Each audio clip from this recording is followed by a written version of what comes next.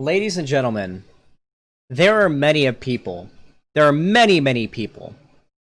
who are hated on the internet by the reactionary community for more or less ridiculously absurd, contrived reasons.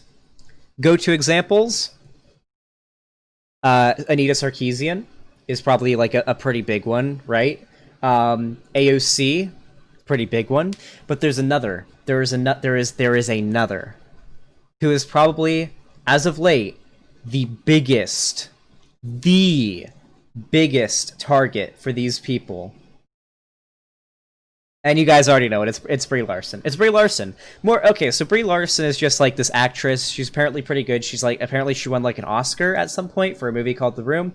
Not really like I'm not like a super huge fan of Brie Larson as an actress. I've only ever seen Captain Marvel, but she seems like a fine person. Like, you know, just like, I mean, she's rich. I guess that's kind of bad, but I mean, other than that, she seems like or Room, not The Room, like just Room, not the Wiseau, the Tommy Wiseau masterpiece, The Room, not that one, just Room.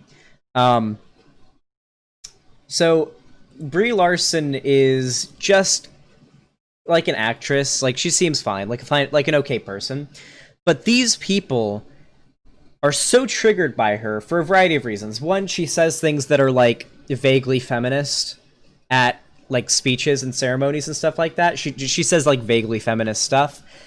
She's a woman, and also she played Captain Marvel, which is like a strong female character in nerdy, like, you know, in a superhero movie that's mostly like marketed towards nerdy white dudes, right? So that's like the trinity of things right there: being a woman, being vaguely feminist, and playing a character that is also like a feminist symbol, right?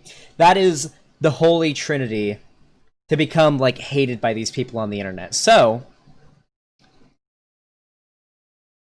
you will be very happy to hear Brie Larson is now a YouTuber. And I'm gonna go ahead and drop a sub, because why not? I'll even turn on the bell icon. Brie Larson has made herself a YouTube channel. Her first video has 1.4 million views. Ooh, look at that downvote ratio. Ah, yeah. I'm sure people aren't mad at all. And she's already got about 231k subs, and she's verified. Very nice. Very cool. Already eclipsing Vosh. Vosh blown the fuck out. So this is pretty neat, right? Cool. Yeah, not a big deal. But this is oh god. Look how many videos the quartering has made on Brie Larson. Look, these are all still videos by the quartering about Brie Larson. Oh, here's you. Look at all these ones by Geeks and Gamers. Ooh, geez, that's a lot of videos by Geeks and Gamers about Brie Larson and Captain Marvel. Oh, geez, that's a lot of videos. Oh, look, we're still going? Oh, yeah, we're still going. We're still going. We're still going. Nope, we're still going. It's not ended yet. Nope, we're still going. Are we? Yep, we're still going. Nope, we're still going. No, alright, we're still going? More? Okay, more. Are we finally getting to the end? Oh, now we have Star Wars Girl, another reactionary YouTuber type ranting about Brie Larson. Oh, nope, we got more. Huh, Captain Marvel's box office numbers are a success, if they're true. So, like, conspiracy theories about whether or not, like, there was, like, they faked the box office numbers for Captain Marvel, because Captain Marvel made, like, $1 billion. Because these people, like, ranted about how Captain Marvel would be a failure for, like, 6 months, and then Captain Marvel made $1 billion. And now they're saying, well, see, they might be fake numbers. Disney might have artificially inflated them. Like, okay, dude, it's literally a Marvel movie. They all get fucking, they all blow the fuck up and end up making like millions and like hundreds of millions and sometimes billions of dollars. So, what does this mean? What does the fact that Brie Larson has made a YouTube channel mean? It means that this is now, Brie Larson has cemented herself as more or less the second coming of Gamergate's Anita Sarkeesian.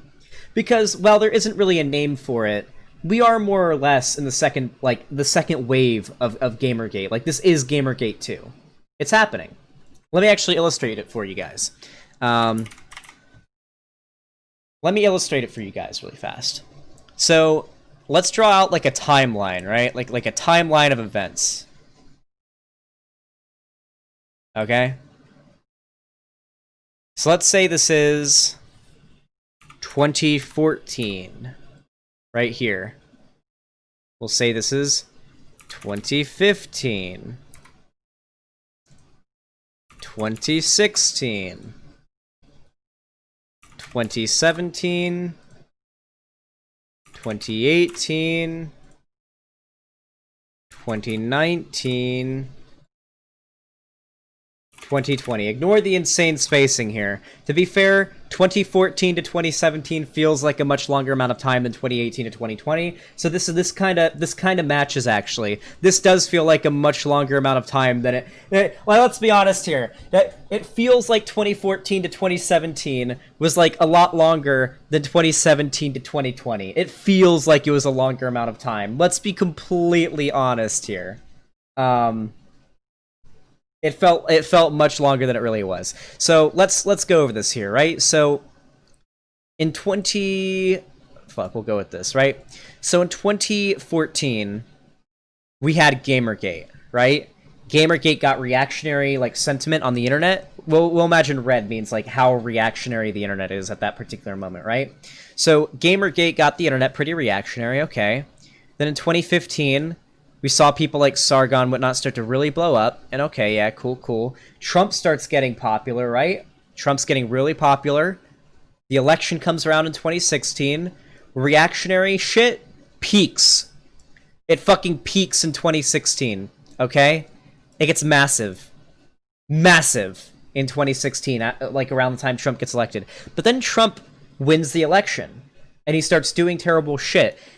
And a lot of, like, the more liberal skeptic YouTubers that at least have, like, a little bit of decency, you know, like Shoe on Head, Chris Raygun, they stop making as reactionary content as much, and it starts to drop a little bit. Then people like Sean and people like Contra and PhilosophyTube start to get popular. And it starts to drop a little bit more. Maybe something small happens that, we'll say we get a little jump when the PewDiePie N-word drama happens, you know, and people come out of the woodwork to defend PewDiePie saying the N-word. But for the most part, we start dropping back down again. I would say that it like, gets to its lowest it's ever been in 2018 here.